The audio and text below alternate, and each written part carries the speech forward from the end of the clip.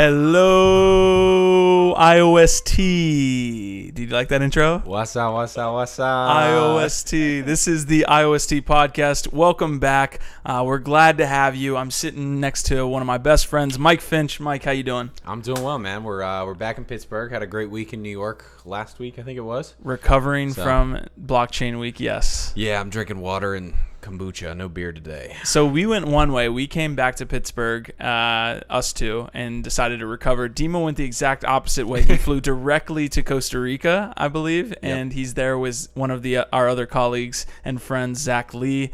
They're having a grand old time. So hopefully they're still alive, guys. If you're listening to this, hey, how's it going? Shoot the flare gun out. Yeah, we'll come and get you. We'll get you.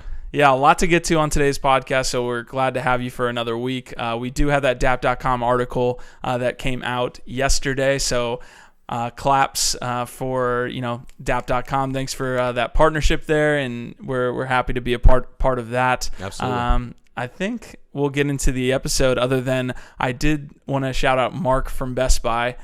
We had a conversation this morning when I was getting some podcast stuff. So he's big into he got on the Matic trade or Matic. MATIC. Yeah. I don't know how to say it, but something like that. He did flip that. He is in Tron though, so it's like a good and a bad. Right. I don't know how we want it, but thanks for subscribing, Mark. It's great to see another crypto personality or person, I guess, in Pittsburgh. Maybe a personality. You never know. Yep, exactly. Yeah.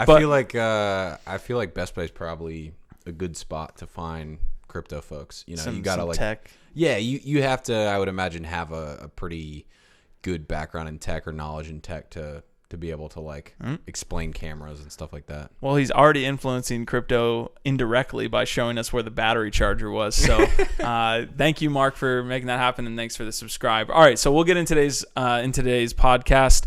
We do have some breaking news to get to. AWS apparently went live. Yep. Correct? So if you want to pull up that article and talk about that, I think the announcement was made like 2 weeks ago. Yeah, it was. It was. We've seen this before, from other protocols where basically it's like kind of like a developer tool or a development environment through AWS, through their AWS marketplace, and it went live. It was in the bi-weekly report that IOST pushed out, which was awesome. So I guess moving forward, we'll see more and more of these reports from IOST basically twice a month, summarizing everything that's going on, which, for those who aren't doing a weekly podcast, for those who aren't looking at this every day, it's a nice summary. So anyway, it's live. If you go to that bi-weekly report, you'll see the link for it. It's super cool to have something IOST related on AWS, on aws.amazon.com. They give a product overview, which talks about the iServer and iWallet info for IOST. It looks like they'll give you some pricing breakdown as to what it will cost to interact. So for the layman, what does this implementation going live mean for the network? It basically means that now, in arguably one of the biggest, server marketplaces, essentially, that now IOST has a presence there, along with other protocols. So now developers can come on to IOST very easily and build their dApp essentially. Yeah, more or less. I mean, I think that's a little bit of a stretch to some degree, right? Yeah. Just I don't think by simply seeing the page basically for IOST oh my god, you're like, oh, okay, here we go. No, but what it does, right, is it certainly kind of brings attention to IOST. Got it. Okay, cool. All right, well, we'll get into that bi-weekly report. I know they talked a little bit about community growth. Yep. They talked. This comes directly from the team, so they were talking also about number of transactions, block height, and a couple releases of the Dapps. So as far as the community goes, what did you think about the stats there?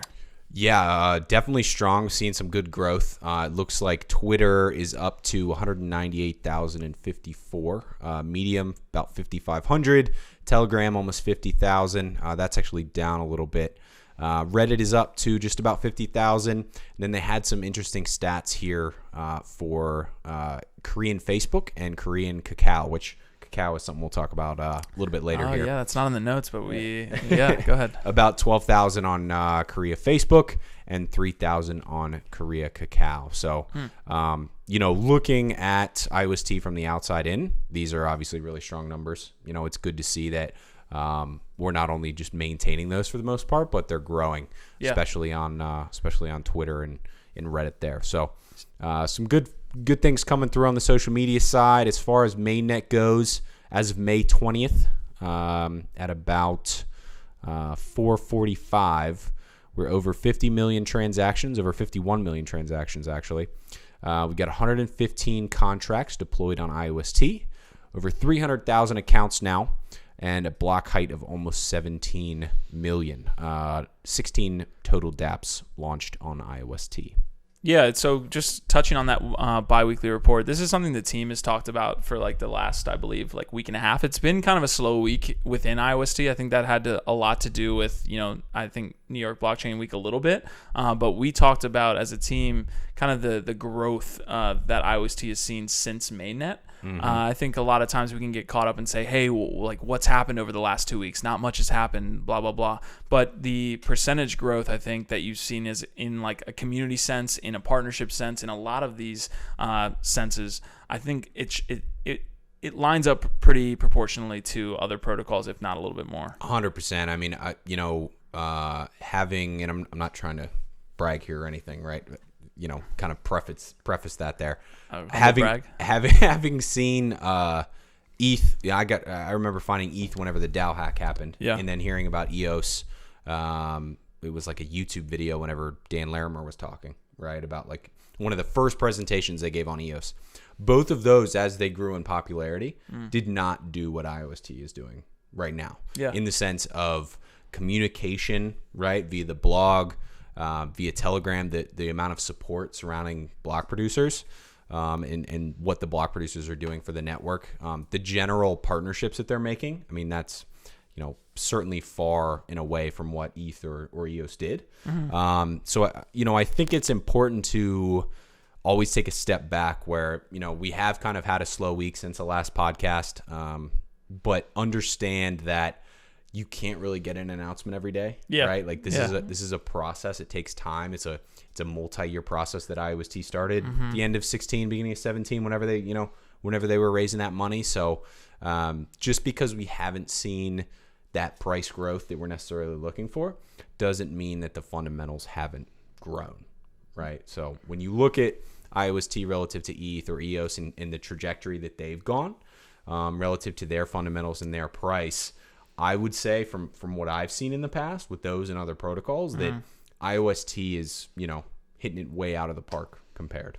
Yeah, and I think a lot of it has to do with the price. You got the guys worrying about the price and wondering why the IOST essentially, I wouldn't say missed this little mini bull run, but hasn't seen the growth of some of the other coins. But it's definitely important, like you're saying, to if you've been a part of these other protocols like EOS, like ETH, to kind of take it all in from 30,000 feet view. So just let's touch on that cacao part that we talked about, because it kind of fits the general theme of what we were just talking about with people expecting a certain thing and then not getting, at least over the past 2 weeks, any news from the team or anything like that. And just one final point on that, you bring up kind of this mini bull run here, right? Like I remember many a times in the office for ICO Alert, we were sitting there and EOS was around, at one point it was as low as like 55 cents, and then it was kind of $1, it was $2, and we had some EOS at that time, and everything else was pumping, and we were like, shit. Did we pick the wrong one? Like, I remember what's going on. Just really quick, to cut you off just for a second. Me and Gall were at the time, we were like, oh, we need to pick up at like $1.10, $1.15, but like we think it could dump down back to 70 cents. And now, like looking back at it, we're just like, what the hell were we doing? But go ahead. Sorry. No. I mean, it's a good point, right? Like it adds on, I guess, to my overall point, which is hindsight is always 20/20. So it's really, really tough to attribute price to fundamentals. So, Bitcoin's going crazy, whatever, Engine's going crazy, all these projects are going crazy. Just because we haven't seen that growth up to 2 cents or 2.5 cents or 5 cents or 10 cents or whatever it is, doesn't mean that IOST is doing things that are wrong.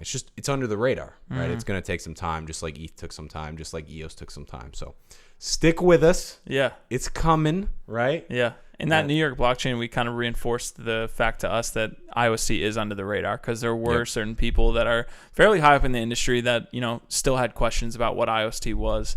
So, yeah, I mean, so Cacao specifically, we did see that I think it was Cointelegraph or one of the news outlets had said that Cacao was launching their own blockchain. And now this kind of flies in the face of what we said about a month ago about the tweet that Jimmy, I guess posted and then deleted about a Cacao rumor with IOST being integrated into their, platform. Yep. So we kind of had a little debate by ourselves, in that I think that means the kind of the death of that little brief time that we thought maybe Cacao and IOST were partnering.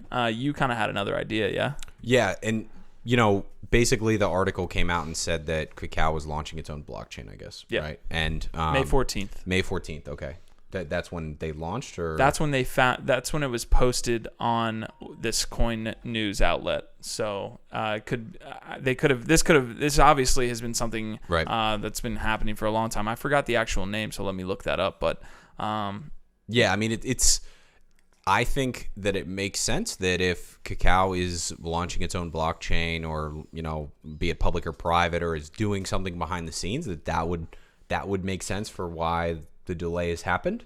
The other important thing to remember is actually what the announcement was. And looking back on it, it was basically that IOST has a strategic partners update. Cacao, Korea's top social app, is integrating crypto wallets for 44 million users. So, it's one of those that people like to kind of speculate on. Yeah. Obviously now, if they're launching their own blockchain, then they're going to have crypto wallets for any tokens that are building on their blockchain. So what I don't really think, per your point about kind of the discussion that we've had, I don't necessarily think that this is in competition with IOST, because for me, if I'm Cacao and I launch my own blockchain and I only allow tokens or projects or whatever the case may be from my blockchain, I'm starting from zero, right? I'm starting with basically zero users. Certainly I'm trying to integrate the current users I have, but I'm not incentivizing the giant cryptocurrency community that exists in Korea to, use my app more, right? Or use my crypto wallet versus somebody else's crypto wallet. So I would think that those kind of strategic partners, IOST, I'm sure many others, it makes sense for them to still integrate. Yeah, I mean, interoperability and cross-chain stuff is a huge debate within the industry right now. But I'm a little bit more bearish. I like the facts that you pulled up there. I think interoperability is a solution there. But I'm a little bit more bearish as far as Cacao having the market share they have in South Korea. Obviously, we know HTC is a huge, mobile is huge in South Korea. But I think it said something like 96% market share in their industry in Korea. So if they can onboard, Dapps, and then those users onto those Dapps, that's kind of bearish for a lot of the protocols that are looking to take advantage of Korean users. So we'll see what happens there. It's called Ground X. It's going to be launched, I believe the mainnet is called Clayton. It's going to be launched June 27, 2019. They are trying to do an ICO as well. So that should be an interesting, revelation within the community. It kind of flew under the radar. But we'll see how it affects IOST going forward. Yeah, and one more piece here, right? As I kind of look back on this through Twitter, if you remember, the tweet was shortly deleted after they posted. Yeah, it was like seconds. Yeah. Yeah, it's I don't know. It's interesting. Maybe it was originally planned, and then some executives kind of were like, "Wait a minute, hold on, we're doing all this. Let's wait." And the tweet was scheduled and came out anyway, or something. Who knows, right? But the final thing I'll give you here is that on the tweet that IOST came out with, they hashtagged a bunch of different stuff. Obviously, they hashtagged like cryptocurrency and blockchain and Dapps, and they also at that Finch guy. No, I'm not showing. They didn't tag me. Oh, damn. They also hashtagged Contents Protocol, CONTENTS, which I think the ticker is CNN. IOST has come out before and talked about Contents Protocol or CNN kind of being integrated with IOST to some degree. So I'll take a look at what's there. Everybody else, take a look. I'm not sure if, I'm not sure how CNN directly relates to IOST, but that was something that was a part of this tweet that was deleted. So all my speculators out there, all my rumor mill folk, get out there, do some research, let us know what you find. Yeah, hopefully. And if you guys do have comments on what we're talking about as far as cacao or anything else, leave the comments in the comment section. Come to our Telegram, chat it up with us because we're always trying to, chat there. So the next piece of news actually broke while we were setting up the podcast. It was XPET. That's a DApp on EOS. It's going to be launching on IOST as well. They're going to kind of, explore those cross-chain possibilities that we've been talking about. XPET's going to be similar to some of the dApps that we have.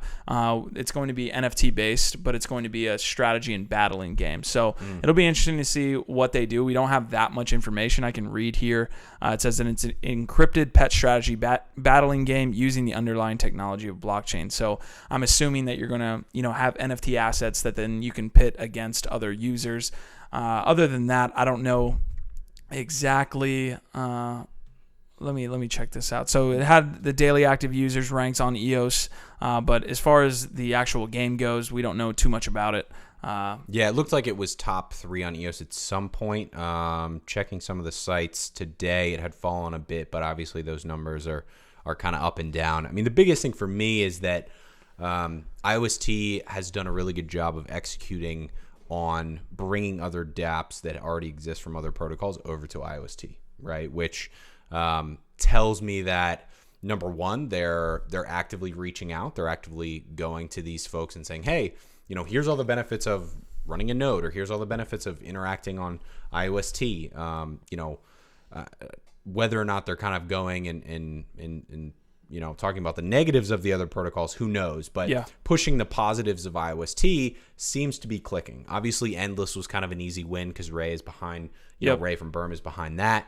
But now that we've seen XPET, it's good to see, right? It's progress. It's what Jimmy and the team have talked about bringing existing dApps over. So it's good. Yeah, one of the things we want to start doing is having these dApps on the podcast, and I think having XPET or possibly Ray on the podcast to talk about how that process went, so that these transitions can be out there to the public and see how easy is it to actually move one dApp from a protocol like EOS or Ethereum to IOST. Yeah, no, it's a good question. So, all right, so we'll move on to the next story here. This was Celsius. This actually happened today as well.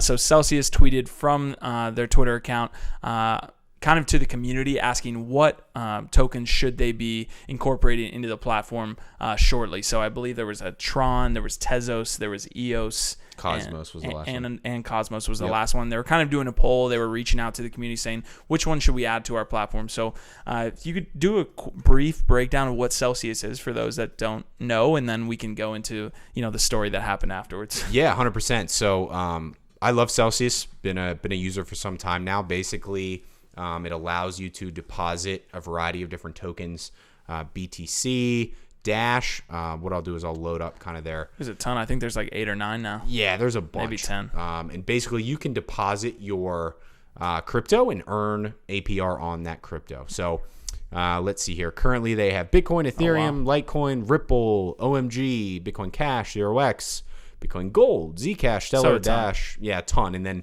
basically all of the major stable coins. So, on the stable coins, looks like latest you're getting 6.1%. I think that's up to 7.1 now. Bitcoin, you're getting 6.4% at the, as the latest.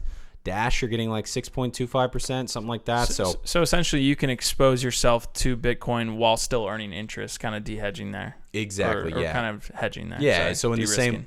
the same way that you would, put money in a money market account or something other than a bank, because obviously banks aren't paying out any interest. You can deposit your crypto, understanding that Celsius works with BitGo, which is pretty much the leading provider for custody solutions for crypto. So your crypto's safe, right? Celsius isn't holding it in a ledger wallet in a desk somewhere or anything. How hilarious would that be? Just like hundreds of millions of dollars. Hey, here's our cold wallet. Complete disaster. Yeah. So, it's safe there. They're working with AWS. They're working with Ernst & Young. Okay. And BitGo. So it's a cool setup, but they tweeted this out, and I was kind of looking through the comments. There were some IOST responses before we even, got into those comment sections, but yep.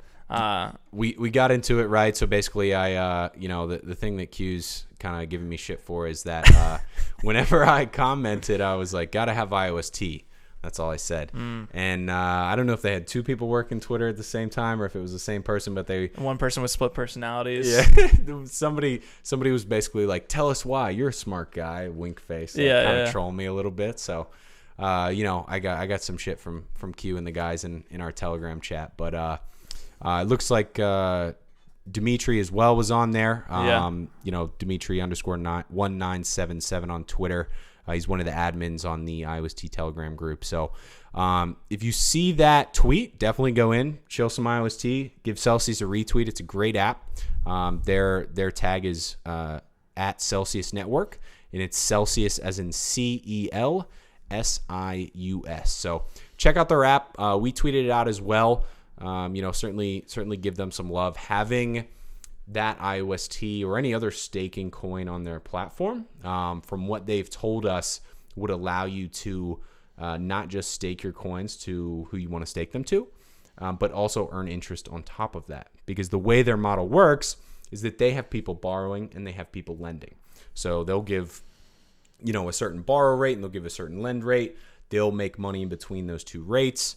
So you could even borrow IOST as well. I would imagine if they're able to onboard it onto their app. So we met with them during New York City Blockchain Week. Great team. Show them some love. Yeah. Show them some shilly IOST comments. Make sure they know you're out there. Yeah, it might not make that much of a difference, but it makes a little bit of a difference for the IOST community. Go into this tweet and comment about the IOST token being on Celsius. I mean, that's not going to move mountains, but right. At least getting them to start to acknowledge that IOST can be on their platform is huge. So could someone technically borrow IOST at a better rate or at a lesser rate than what they would get staking to a protocol like ours or a node like ours?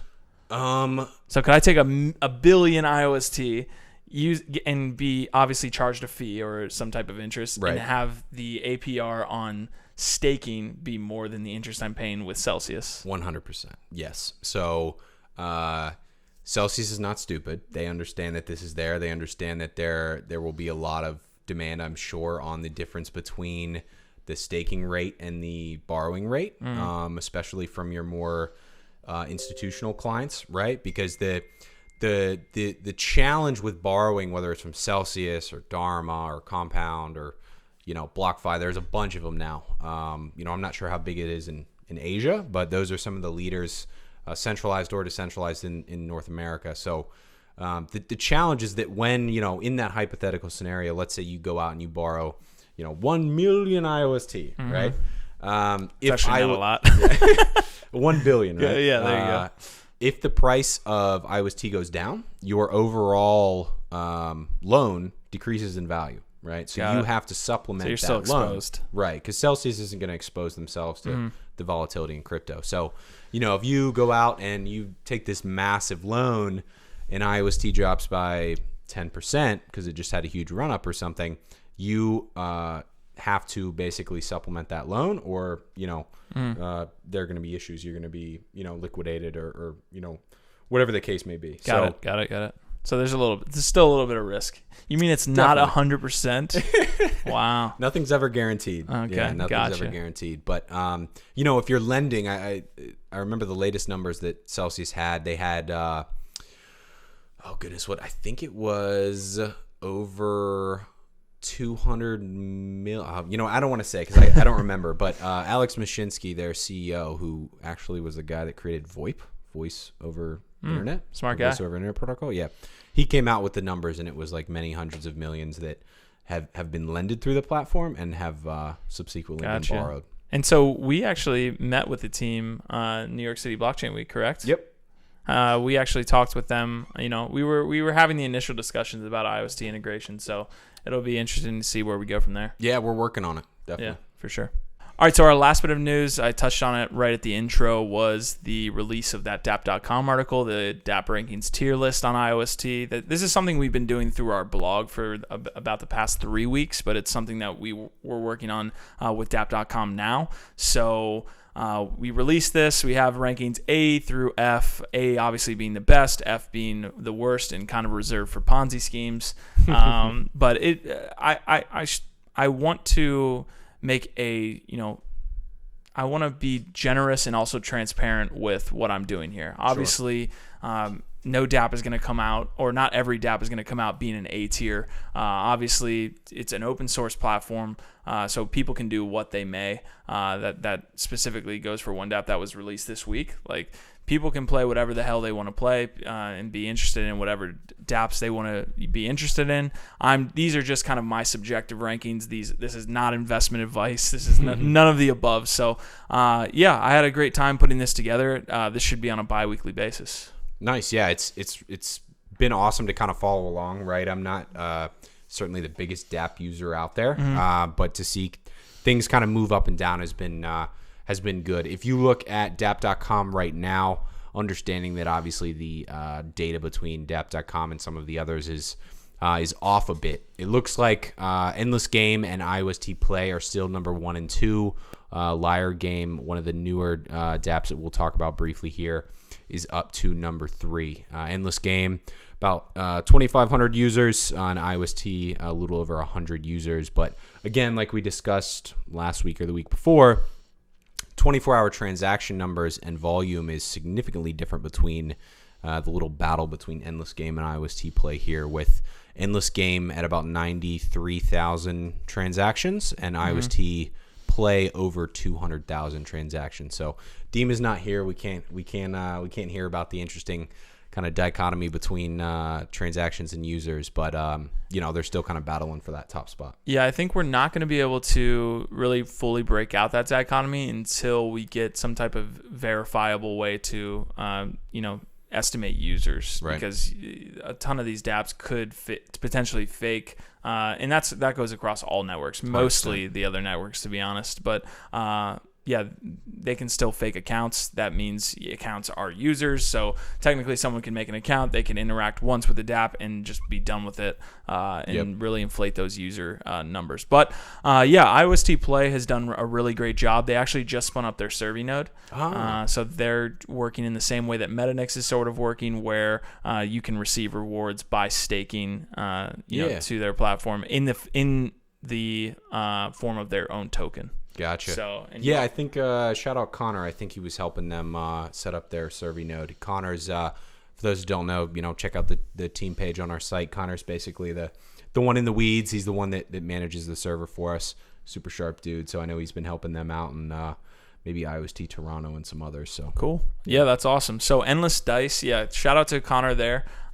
He's kind of in the trenches there, getting muddy, but so Endless Dice obviously is going to be sticking around, right? Like I want to really fly through this. I don't want to spend like 5 minutes on each freaking Dapp, but essentially IOST Play has been doing a little bit more than Endless Dice over the course of probably 2 or 3 weeks. Endless Dice is a flagship, though. I mean, their Dapp on EOS literally has the most transactions of any Dapp on the blockchain right now. So they're always going to stick around. We had an addition this week. Liebi Pool started up kind of their little platform as well, where you can essentially exchange IOST for their token. I believe it's VOST, VOST, and receive rewards in VOST and exchange it 1-to-1 for IOST. So and the cool thing there is that they use like this kind of this function of sorts that allows you to avoid the staking. Instant. Setup that exists on IOST. So instead of having to wait 7 days, if you stake through them, they've got a function behind the scenes that basically allows you to pull IOST immediately. So. Yeah, and it remains to be seen how efficient that will be. If a ton of people are trying to do that at once, can they, get that done? But I believe they call it some type of like lightning redeem or something like that. But that's a cool feature. That's one of the reasons that they're up there, to be honest. iWallet's always going to be your go-to for desktop interaction with these dApps still. IOST voter. We actually talked about IOST voter on the last DApp tier list in that they weren't very transparent. It looks like with they their moved ranking. up to level C now. Well, yeah, they were in level C, but they moved up 1 or 2 spots based on that. So I guess they talked with ICAC, and they talked with a couple other people in the community, and I guess ICAC was like, hey, like this is not a transparent way of showing these nodes to users. So they actually have a very transparent way to show all nodes. They're just ranked in order of like you would see on IOST BIS.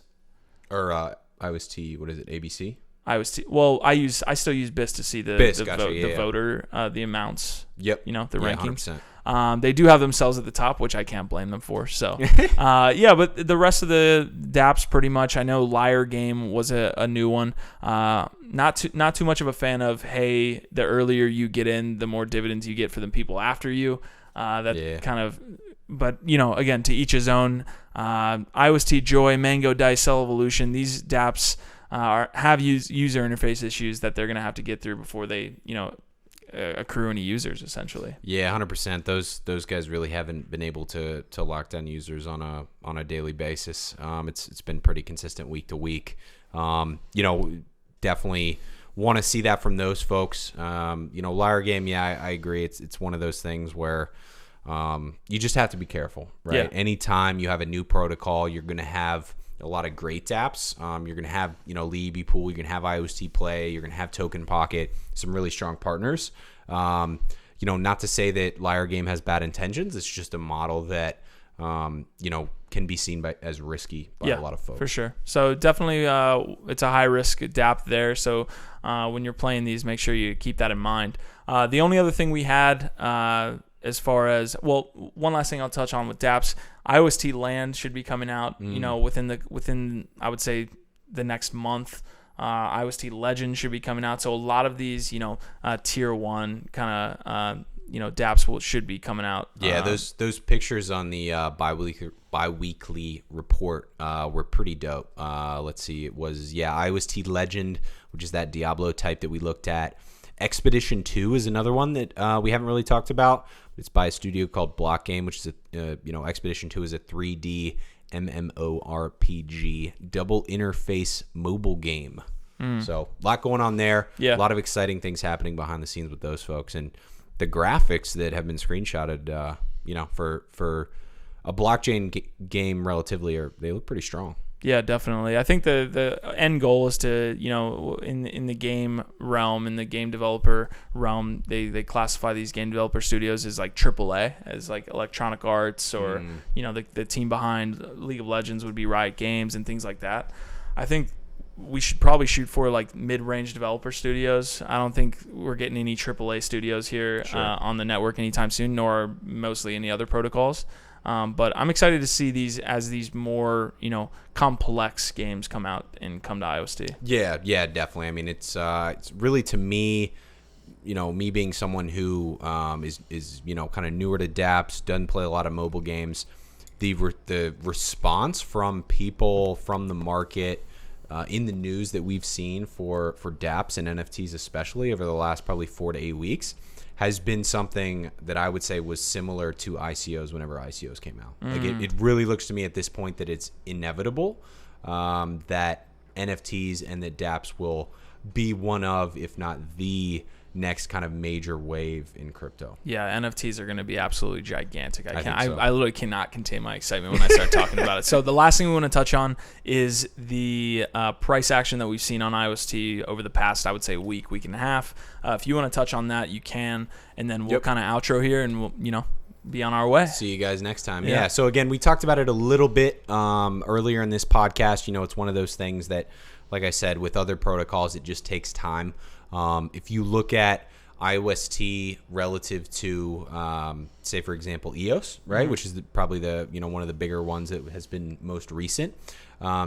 EOS was, I guess, building and really kind of raising money through the bull market, right? Yeah, so their kind of like bull market time frame had to do with their token still being an ERC20 token, right? Obviously, ran a year-long ICO. They saw a ton of crazy price growth during that before the mainnet had even launched, right? Like we got as high as 20 or $22. So, when you look at IOST or you look at these other protocols relative to Bitcoin, you have to understand that obviously Bitcoin is the leader, right? Bitcoin is the king. Bitcoin is the one that mainstream media is focused on. They are not, mainstream media are kind of like the last adopters of this stuff, right? Obviously, your mom, your grandma probably aren't even buying Bitcoin yet. So we're super early. The first adopters are people like you, right? You get in early, right? You're the ones who, if it's EOS, you're investing in that ICO on day one. You're hearing about it before anybody hears about it. And now, at this point, people are starting to hear about EOS in mainstream news because of all of the Block 1 news that has just come out. So, my point is that IOST relative to EOS on the time frame of the bull market, with kind of the bear market ending here and the bull market possibly starting, while we've seen IOST get as high as 8, 9, 12, looks like almost 13 cents at one point, I really don't think we've seen that full growth yet, because you have, again, on one side of the coin, the fundamentals growing incredibly well. Mainnet's launched, right? Dapps usage is growing. Dapps in general are growing. Accounts are growing. Just overall knowledge about IOST is growing. You have both of those things happening relatively simultaneously. Got it. Whereas with... So it almost matches. Exactly. The fundamentals match the price. It's not just solely hype. Got it. Right? Whereas if you're raising, in the case of EOS, and this isn't a negative about EOS, this is just, what we saw, when you're raising money, because that was a tradable token, they saw so much growth alongside the hype of the bear market, alongside the hype, the hype of the bull market, alongside the not hype much hype in the bear market. No, alongside the hype of Bitcoin. So everybody look and say, oh shit, like, this is the next big thing, right? Mainnet's coming in June. Let me get in on this now because, as everyone was speculating, this is gonna be $50, $100, $1,000, $2,000, whatever it is. But obviously, Mainnet hadn't launched. The fundamentals were off kilter with the hype, the price hype. And you're saying that IOST is kind of matching where it should be right now, or even to the opposite. I think it might be skewed to the opposite. A little bit undervalued. Yeah, I mean the market cap is what it like. Let's see here. I think we rank in at like 47. Yeah. Yeah, it looks like 52 today on CoinMarketCap. $150 million market cap, which, fundamentals versus EOS, which EOS is like a $5 billion market cap. Yeah. There's, again, the skew is on the fundamental price standpoint, where fundamentals, relative to other protocols are equal or, close, whereas price is just so much lower. Market cap is so much lower. It seems to be in a good spot. So the bull case that you're making is that, the competition that we have in the other protocols, they're kind of lingering around the top 10 of CoinMarketCap, being either standard value there or a little bit overvalued, whereas when you're in the 52nd spot, but you're kind of producing the same product. Exactly. Okay. Exactly. Right. So ETH, EOS, Tron, IOST, right? Top four, the big top four there. Yes, top 12, 13, wherever Tron's sitting. Got ETH, EOS, Tron. These are hundreds of millions or billions in market cap. Then you look at IOST, where the fundamentals are relatively similar, and you got a market cap of 150 million. Got it. It just goes back to the fact that this takes time. IOST is kind of the youngest child of the four here, right? They're trying to catch up a little bit, but it. Again, price does not determine fundamentals. Fundamentals does not determine price, but it's nice to see fundamentals kind of growing ahead of price. All right, so I heard a lot of bull cases. Give me one bearish case. Sure. Yeah. At the end of the day, right, we're all cryptocurrency investors, right? Obviously, we're bought into IOST. We're bought into IOST because we think it's going to be successful. I would say the bearish case for IOST or for Thundercore or Harmony or so many more of these, these kind of protocols. Yeah, and they're almost kind of like copycat in a way, yeah. Right? Like we were looking at Harmonies and not to shit on Harmony, but it's just very similar to IOST, right? But they don't have a community yet. They don't have, so many different things that IOST already has, that Harmony is going to be catching up to IOST in the same way that IOST is catching up to EOS and Tron. So the bear case is that if you don't think that there is enough room in the DApp or protocol market for IOST to be there, and that basically EOS and Tron have gotten to a point where there's this giant, barrier to entry that no one can break into, then it's going to be hard for IOST to do that. Got it. I obviously don't think that's the case. I think there's a shitload of room for Absolutely. protocols and Dapps and all this. So that's the bullish stance. I would like to see Blue Hill come out and talk about what Dapps they're going to start to fund. I think that was like a big thing that was talked about when IOST was first launching. I would like to see, the VC, backed funds within IOST, start to make some action, start to at least come out and say, hey, this is what we're looking at, this is what we expect.